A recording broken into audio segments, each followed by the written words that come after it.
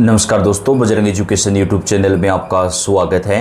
राजस्थान ग्राम पंचायत चुनाव 2025-26 की हर महत्वपूर्ण जानकारी सबसे पहले प्राप्त करने के लिए आप चैनल को सब्सक्राइब जरूर कर दें, वीडियो को लाइक और शेयर कर दें। राजस्थान ग्राम पंचायत चुनाव से जुड़ी हुई हर जानकारी आप तक पहुँचाते हैं।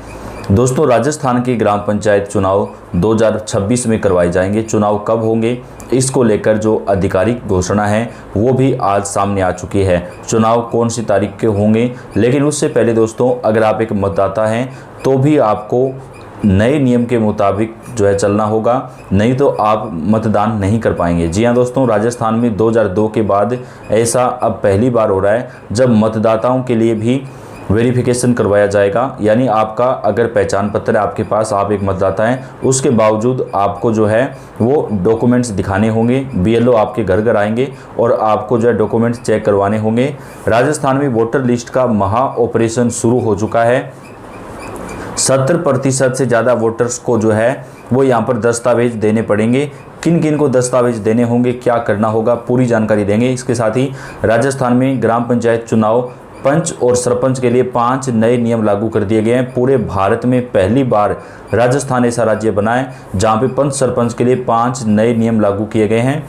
वो नियम कौन कौन से हैं, राजस्थान के चुनाव कब से होंगे, पूरी जानकारी आपको स्टेप बाय स्टेप देंगे। तो अगर आप यह एक वीडियो पूरा देखेंगे तो आपको अन्य वीडियो देखने की आवश्यकता नहीं पड़ेगी। राजस्थान में वोटर लिस्ट से जुड़ी जानकारी, चुनाव से जुड़ी जानकारी आपको इसी एक वीडियो में मिल जाएगी। तो आप कौन से जिले से कमेंट करके जरूर बताएं, लाइक और शेयर कर दें।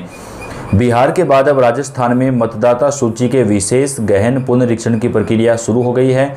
इस बार राज्य में 70% से ज़्यादा वोटर्स को भी जो दस्तावेज देना होगा।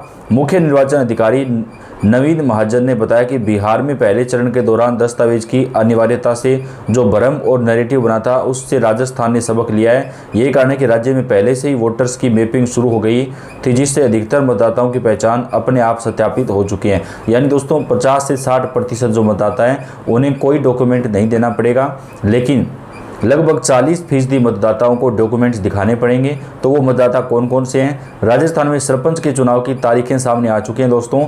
3 चरणों में जो राजस्थान के चुनाव है वो करवाए जा सकते हैं। कौन कौन से चरण में कहाँ पर चुनाव होगा ये भी आपको बताएंगे, और किस तारीख को चुनाव होंगे।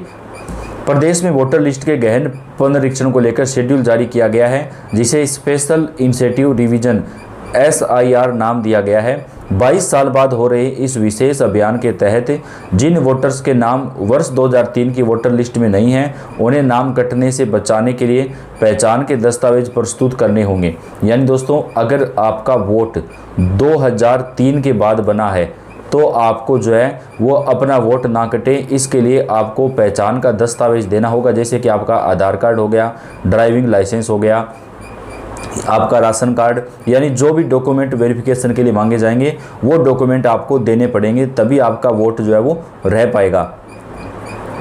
उन्हें नाम कटने से बचाने के लिए पहचान के दस्तावेज प्रस्तुत करने होंगे। नवीन महाजन ने बताया कि 70% से अधिक मतदाताओं को कोई दस्तावेज नहीं देना होगा। जैसे जैसे BLO घर घर जाकर फॉर्म भरवाएंगे, ये आंकड़ा 80% तक भी पहुंच सकता है।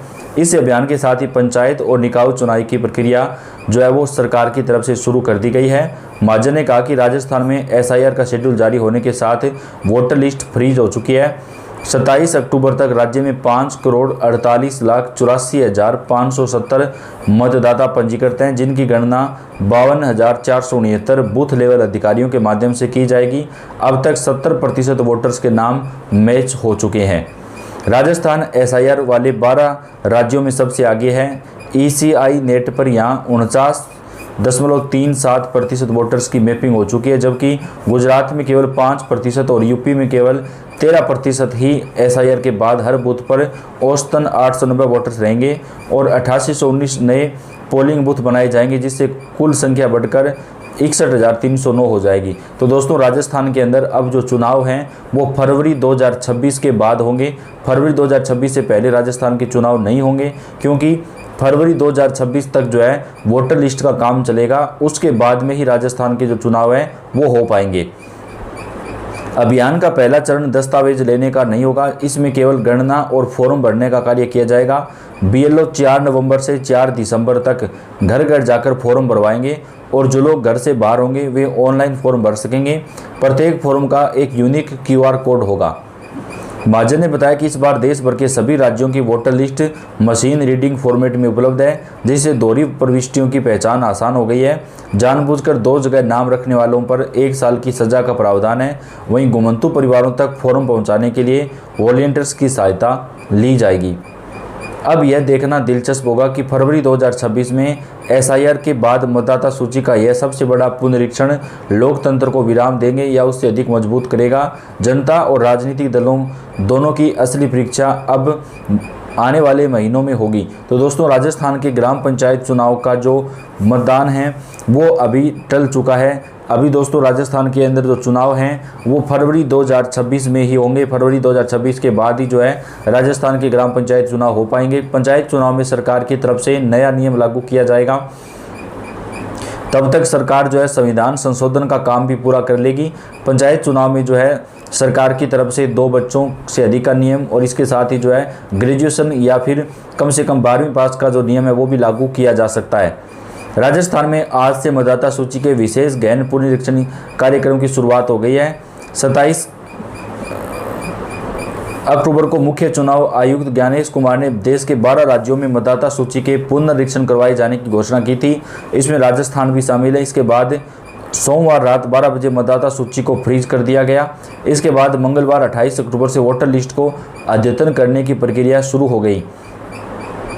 राजस्थान के मुख्य निर्वाचन अधिकारी नवीन महाजन ने इस प्रक्रिया की विस्तृत जानकारी दी और बताया कि राजस्थान में 70% से अधिक मतदाताओं के नामों का मिलान हो चुका है, यानी 70% लोग ऐसे हैं जिनको अपने डॉक्यूमेंट नहीं देने पड़ेंगे। उन्होंने बताया कि 27 अक्टूबर तक प्रदेश में कुल 5,48,000 मतदाताओं के नाम जो है वो यहाँ 5,48,84,570 मतदाताओं के नाम पंजीकृत हैं।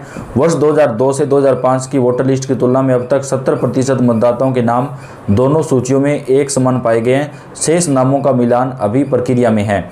महाजन ने बताया कि 70% से अधिक मतदाताओं को किसी प्रकार का दस्तावेज प्रस्तुत करना नहीं होगा।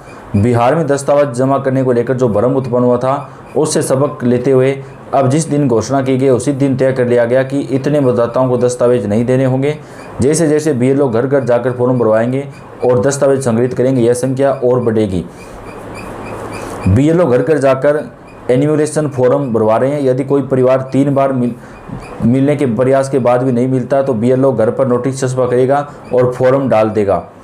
अब ईएफ को ऑनलाइन भी भरा जा सकेगा। हर फॉर्म का अलग क्यूआर कोड होगा, जिससे डेट वोटर स्थायी रूप से राज्य से बाहर चले गए और डुप्लीकेट नामों की पहचान भी संभव होगी। ड्राफ्ट सूची तैयार होने के पहले चरण में दस्तावेज नहीं लिए जाएंगे। पहले 31 दिन दस्तावेज मुक्त फेज चलेगा। ड्राफ्ट लिस्ट में वे सभी शामिल होंगे जिन्होंने फॉर्म भरा है। अंतिम वोटर सूची 7 फरवरी को प्रकाशित होगी। ड्राफ्ट लिस्ट से अनुपस्थित, गलत, मृत या डबल एंट्री वाले नाम हटाए जाएंगे। ये नाम अलग से वेबसाइट पर सार्वजनिक किए जाएंगे। किसी भी व्यक्ति का नाम 2 स्थानों पर नहीं हो सकता है। इसके उल्लंघन पर 1 वर्ष तक की सजा का भी प्रावधान है। यदि कोई व्यक्ति ईआरओ के निर्णय से असंतुष्ट है तो वह कलेक्टर के समक्ष अपील कर सकता है और अंतिम अपील मुख्य निर्वाचन अधिकारी के पास की जा सकेगी। महाजन ने बताया कि अब सभी राज्यों की मतदाता सूचियां उपलब्ध है, जिससे सीमा क्षेत्रों और दूसरे राज्यों में विवाह या प्रवास के बाद गए व्यक्तियों के नामों का सटीक मिलान संभव होगा। तो दोस्तों, राजस्थान के ग्राम पंचायत चुनाव 7 फरवरी के बाद ही हो पाएंगे, क्योंकि अभी पंचायत चुनाव जो है वो सरकार नहीं करवा पाएगी, क्योंकि अभी वोटर लिस्ट का जो पुनरीक्षण है वो किया जाएगा, जिससे राजस्थान के ग्राम पंचायत चुनाव में देरी होने की संभावना है। तो चुनाव से जुड़ी सारी जानकारियां आप तक हम पहुंचाते रहेंगे। आप वीडियो को लाइक और चैनल को सब्सक्राइब जरूर